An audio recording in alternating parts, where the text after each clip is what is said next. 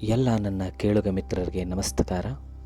ಇಂದಿನ ಸಂಚಿಕೆಯಲ್ಲಿ ನಾವು ಸತ್ಯನ ಮಾವನ ಮನೆಯ ಪಯಣ ಮತ್ತು ಅಲ್ಲಿನ ನೋವುಗಳನ್ನು ಕೇಳಿದ್ದೆವು. ಈಗ ಅದರ ಮುಂದಿನ ಭಾಗ. ಇನ್ನೂ 1 ವರ್ಷ ಕಳೆಯಿತು. ಮಿಡಲ್ ಸ್ಕೂಲಿನ 3ನೇ ವರ್ಗಕ್ಕೆ ತರಗಡೆಯಾಗಿದ್ದೆ. ಮಾವನ ಮನೆಯಲ್ಲಿ ನನ್ನ ಅವಶ್ಯಕತೆ ಇನ್ನೂ ಹೆಚ್ಚಾಗಿತ್ತು. ಆದುದರಿಂದ ದಿನವೂ ಬೀಳುವ ಹೊಡೆತದಲ್ಲಿ ಹೆಚ್ಚು ಭಾಗ ರಿಯಾಯಿತಿ ದೊರೆಯುತ್ತಿತ್ತು. ಏಟು ತಿನ್ನುವುದು ಮೈಗೆ ಒಗ್ಗಿ ಹೋಗಿದ್ದುದರಿಂದ ನಾನು ಆ ಬಗ್ಗೆ ಹೆಚ್ಚು ಆತಂಕ ಪಡುತ್ತಿರಲಿಲ್ಲ. ಬೇಸಿಗೆಯ ರಜೆ ಆಗ ತಾನೇ ಕಳೆದಿತ್ತು. ಜ್ಯೇಷ್ಠ ಮಾಸದ ತುಂತುರು ಒಂದೇ ಸಮನೆ ಚಿಮುಕಿಸುತ್ತಿತ್ತು. ಒಂದು ದಿನ ಜರಡಿಯಲ್ಲಿ ನೀರು ಸುರಿದಂತೆ ಸೋನೆ ಹಿಡಿದಿತ್ತು. ಬೆಳಗ್ಗಿನ 10 ಗಂಟೆಯ ಸಮಯ. ನಮ್ಮೂರಿನ ಒಬ್ಬ ರೈತ ಮಾವನ ಮನೆಗೆ ಬಂದ. ಅವನ ಪರಿಚಯವೂ ನನಗಿತ್ತು. ನಾನು ಹಿತ್ತಲಿನಲ್ಲಿ ಕೆಲಸ ಮಾಡುತ್ತಿದ್ದೆ. ಕೆಲಸವನ್ನು ಮಧ್ಯದಲ್ಲಿ ಬಿಟ್ಟು ಬಂದು ಅವನನ್ನು ಮಾತನಾಡಿಸುವ ಸ್ವಾತಂತ್ರ್ಯ ಇಲ್ಲದುದರಿಂದ ನಾನು ಸುಮ್ಮನೆ ಇದ್ದೆ. ಮಾವ ಮತ್ತು ಆತ ಏನೋ ಮಾತನಾಡಿಕೊಂಡರು. ಮಾವ ನನ್ನನ್ನು ಕೂಗಿದ, "ಹೊತ್ತಾಗುತ್ತೆ, ಈಗಲೇ ಸ್ಕೂಲಿಗೆ ಹೋಗು." ಎಂದೂ ಇಲ್ಲದವನು ಈ ದಿನ ಸ್ಕೂಲಿಗೆ ಹೋಗುವ ನೆನಪು ಮಾಡುತ್ತಿರುವುದನ್ನು ಕಂಡು ನನಗೆ ಆಶ್ಚರ್ಯವಾಯಿತು. ಇನ್ನೂ ತಿಂಡಿ ಆಗಿಲ್ಲದಿದ್ದರೂ ಸ್ಲೇಟು ಪುಸ್ತಕಗಳನ್ನು ಕಂಕುಳಲ್ಲಿ ಇರಿಸಿಕೊಂಡು ಹೋದೆ. ಮಧ್ಯಾಹ್ನ ಊಟಕ್ಕೆ ಸ್ಕೂಲು ಬಿಡುವ ವೇಳೆಗೆ 1:15 ಗಂಟೆಯಾಗಿತ್ತು.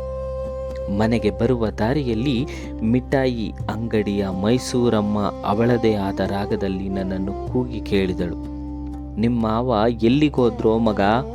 ಸೈಕಲ್ ಮ್ಯಾಲೆ ಹೋದ್ರಲ್ಲ?" ನನಗೆ ಗೊತ್ತಿಲ್ಲ ಎಂದು ಹೇಳಿದೆ. ಮನೆಗೆ ಬರುತ್ತಿದ್ದ ಮಾವನ ಪಕ್ಕದ ಮನೆಯಲ್ಲಿ ಒಂದು ಅಜ್ಜಿ ಇತ್ತು. ಆ ಮುದುಕಿಗೆ ನನ್ನನ್ನು ಕಂಡರೆ ತುಂಬ ಅಕ್ಕರೆ. ನನ್ನ ತಾಯಿಯನ್ನು ಚಿಕ್ಕ ವಯಸ್ಸಿನಲ್ಲಿ ಆ ಮುದುಕಿ ಸಾಕಿ ಸಲಹಿದ್ದಂತೆ. ನನ್ನ ತಾಯಿ ಚಿಕ್ಕ ಹುಡುಗಿಯಾದಾಗಲೇ ಆಕೆಯ ತಾಯಿ ತೀರಿ ಹೋಗಿದ್ದರಂತೆ. ಆ ಅಜ್ಜಿ ನನ್ನನ್ನು ಕೂಗಿ ಕರೆಯಿತು. ಅವರ ಮನೆಗೆ ಹೋದರೆ ಅತ್ತೆ ಬೈದಾಳೆಂಬ ಭಯದಿಂದ ನಾನು ಬೀದಿಯಲ್ಲೇ ನಿಂತೆ. ಅಜ್ಜಿಯೇ, "ನಿಮ್ಮ ಅತ್ತೆಗೇನು ಹೆದರ್ಕೋಬೇಡ, ಬಾರೋ ಮಗ ಒಳಗೆ" ಎಂದು ಹೇಳಿದ ಮೇಲೆ ಒಳಗೆ ಹೋದೆ. ಹತ್ತಿರ ಕುಳಿತು ನನ್ನ ತಲೆಯನ್ನು ನೆವರುತ್ತಾ ಅಜ್ಜಿ ಕೇಳಿತು, "ನಿಮ್ಮೂರು ಇಲ್ಲಿಗೆ ಎಷ್ಟು ಮೈಲಿ?" ನಾನು 8 ಮೈಲಿ ಎಂದೆ. "ನಾನು ಒಂದು ಒಗಟು ಕೇಳ್ತೀನಿ, ಉತ್ತರ ಹೇಳ್ತೀಯಾ?" ಅಂತ ಅಜ್ಜಿ ಕೇಳಿದಳು. "ಅದೇನು ಹೇಳಜ್ಜಿ?" "ಒಂದು ಕೆರೆ, ಅದರ ಮಧ್ಯೆ ಒಂದು ಏರಿ ತೀರಾ ಸಣ್ಣದು. ಅದರ ಮೇಲೆ ಎದುರು ಬದುರಾಗಿ ಒಂದು ಆಡು, ಒಂದು ಹುಲಿ ಬರುತ್ತೆ.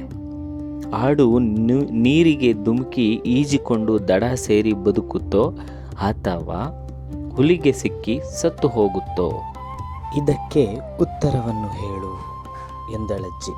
"ಯಾಕಜ್ಜಿ ಹೀಗೆ ಕೇಳ್ತೀರಾ? ನನಗೆ ಏನು ಅರ್ಥ ಆಗೋಲ್ಲ."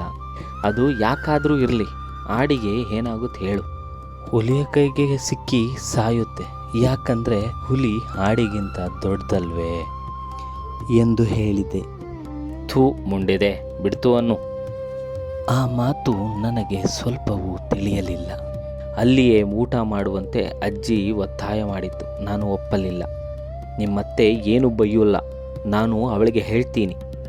ಹೇಳು, ಊಟ ಮಾಡು ಮಗು" ಎಂದು ಧೈರ್ಯ ಹೇಳಿದ ನಂತರ ನಾನು ಎದ್ದೆ. ಅಜ್ಜಿಯ ಸೊಸೆ ಬಲು ಒಳ್ಳೆಯ ಹೆಂಗಸು. ನನಗೆ ಬಡಿಸಲು ಬಂದಳು. ಅಜ್ಜಿ ನನ್ನ ಪಕ್ಕದಲ್ಲಿಯೇ ಕುಳಿತುಕೊಂಡಿತ್ತು. ಬೆಳಗ್ಗಿನಿಂದ ಏನು ತಿಂದಿಲ್ಲದಿದ್ದುದಕ್ಕೋ ಮತ್ತು ಯಾವ ಕಾರಣಕ್ಕೋ ನನಗೆ 2 ತುತ್ತು ಸಹ ಸೇರಲಿಲ್ಲ.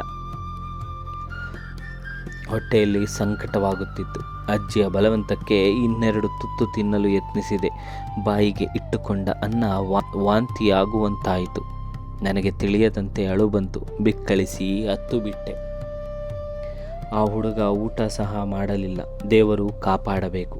ದೇವರ ಗೂಡಿಗೆ ದೀಪನಾದರೂ ಹಚ್ಚಿಡೆ ನರ್ಸು, ಅಜ್ಜಿ ತನ್ನ ಸೊಸೆಗೆ ಹೇಳಿತು. "ನೀವು ಸುಮ್ಮನಾದರೂ ಇರಬಾರ್ದೇ?" ಸೊಸೆ ಹೇಳಿದ ಮೇಲೆ ಅಜ್ಜಿಯು ಬಿಕ್ಕಿ ಬಿಕ್ಕಿ ಅಳಲು ಪ್ರಾರಂಭಿಸಿದಳು. ನನಗೆ ಏನೊಂದು ಅರ್ಥವಾಗಲಿಲ್ಲ. ನನ್ನ ಹೊಟ್ಟೆಯಲ್ಲಿ ತಳಮಳಕ್ಕೆ ಕಾರಣವೇ ತಿಳಿಯದೆ ಮೂಕ ವೇದನೆ ಮನಸ್ಸಲ್ಲೆಲ್ಲ ತುಂಬಿತು. ಯಾಕೆ ಹೀಗಾಗುತ್ತಿದೆ ಎಂದು ಯೋಚಿಸಿದೆ. ಏನೂ ತಿಳಿಯಲಿಲ್ಲ. ಅಜ್ಜಿ ಬೇಡವೆಂದರೂ ಸ್ಕೂಲಿಗೆ ಹೊತ್ತಾಗುತ್ತದೆಂದು ಹೇಳಿ ಹೊರಟು ಬಿಟ್ಟೆ. ತರಗತಿಯಲ್ಲೂ ನನಗೆ ಮಂಕು ಕವಿದಿತ್ತು. ಮೈಯಲ್ಲಿ ಜ್ವರ ಬಂದಂತೆ ಆಗಿತ್ತು. ಉಪಾಧ್ಯಾಯರು ಕೇಳಿದ ಯಾವ ಪ್ರಶ್ನೆಗೂ ಉತ್ತರ ಹೇಳಲು ತೋಚಲಿಲ್ಲ. ಸಂಜೆ 5ಕ್ಕೆ ಶಾಲೆ ಬಿಡುವ ಗಂಟೆ ಬಾರಿಸಿತ್ತು. ಮಂಕು ಕವಿದ ಮನಸ್ಸಿನಲ್ಲಿ ಆಗುತ್ತಿದ್ದ ಅವ್ಯಕ್ತ ಯಾತನೆಯನ್ನು ಹೊತ್ತುಕೊಂಡು ಸಂಜೆಯ ಕೆಲಸಕ್ಕೆ ಹೊತ್ತಾಗುತ್ತದೆಂಬ ಭಯದಿಂದ ಮನೆಗೆ ಬಂದೆ. ಮನೆಯಲ್ಲಿ ಮಾವ ಕುಳಿತಿದ್ದ. ಪಕ್ಕದ ಮನೆಯ ಅಜ್ಜಿಯೂ ಅಲ್ಲಿಯೇ ಗೋಡೆವರೆಗೆ ಕುಳಿತಿತ್ತು. ಸ್ಮಶಾನ ಮೌನ ಮನೆಯನ್ನೆಲ್ಲ ತುಂಬಿತ್ತು. ಅಜ್ಜಿ ನನ್ನನ್ನು ಹತ್ತಿರ ಕರೆದು ತನ್ನ ಪಕ್ಕದಲ್ಲಿ ಕೂರಿಸಿಕೊಂಡು ತಬ್ಬಿಕೊಂಡು, ಈ ಚಿಕ್ಕ ವಯಸ್ಸಿಗೆ ತಬ್ಬಲಿಯಾಗಬೇಕು ಅಂತ ನಿನ್ನ ಹಣೆಯಲ್ಲಿ ಬರುತ್ತಿತ್ತೇನೋ ಹುಡುಗ ಎಂದು ಬಿಕ್ಕಿ ಬಿಕ್ಕಿ ಅಳಲು ಮೊದಲು ಮಾಡಿತು. ಅಜ್ಜಿಯ ಮಾತು ನನಗೆ ಸ್ವಲ್ಪವೂ ಅರ್ಥವಾಗಲಿಲ್ಲ. ಆದರೆ ಅಳು ಬಂತು. ಅಜ್ಜಿಯ ಕೆಂಪು ಸೀರೆಯ ಸೆರಗಿನಲ್ಲಿ ಮುಖವಿಟ್ಟು ಅತ್ತು ಬಿಟ್ಟೆ.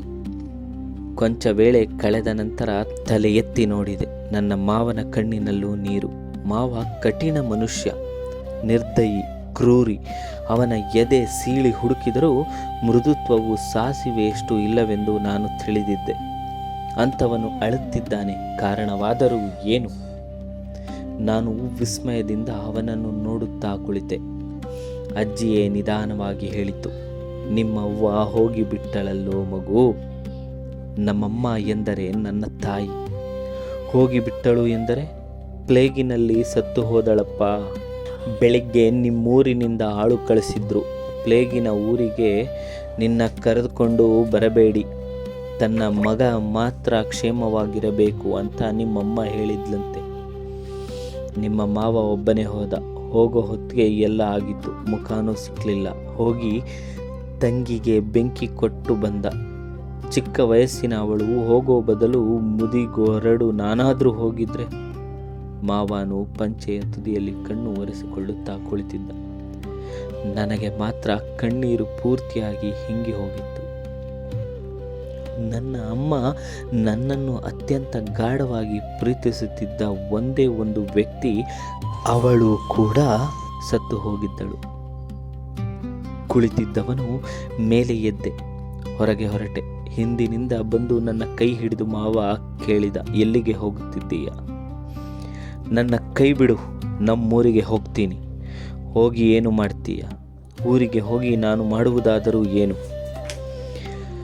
ಅಮ್ಮನನ್ನು ಸುಟ್ಟು ಆಗಿದೆ. ನೇರವಾಗಿ ಮನೆಯ ಒಳಗೆ ಹೋದೆ. ಮಾವನೇ ನನಗೆ ನೀರು ಹಾಕಿ ಸ್ನಾನ ಮಾಡಿಸಿದ.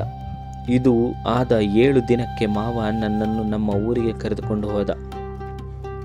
ನಾನೇ ತಾನೇ ತಾಯಿಗೆ ಸ್ವರ್ಗದ ಬಾಗಿಲು ತೆರೆಸುವ ಪುಣ್ಯದ ಮಗ.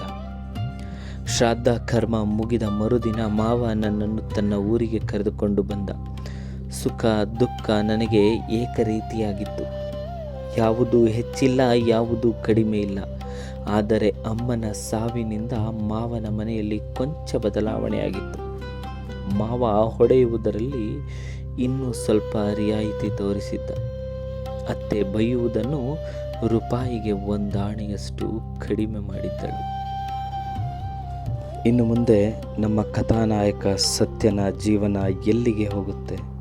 ತಾಯಿಯನ್ನು ಕಳೆದುಕೊಂಡು ತಂಗಿಯ ಜೊತೆ ಹೋಗ್ತಾನ, ಇಲ್ಲ ಅವನ ಜೀವನವನ್ನು ಮುಂದೆ ಬೇರೆ ದಾರಿಗೆ ಸಾಗಿಸ್ತಾನ ಎನ್ನೋದನ್ನು ಮುಂದಿನ ಅಧ್ಯಾಯದಲ್ಲಿ ಕೇಳೋಣ.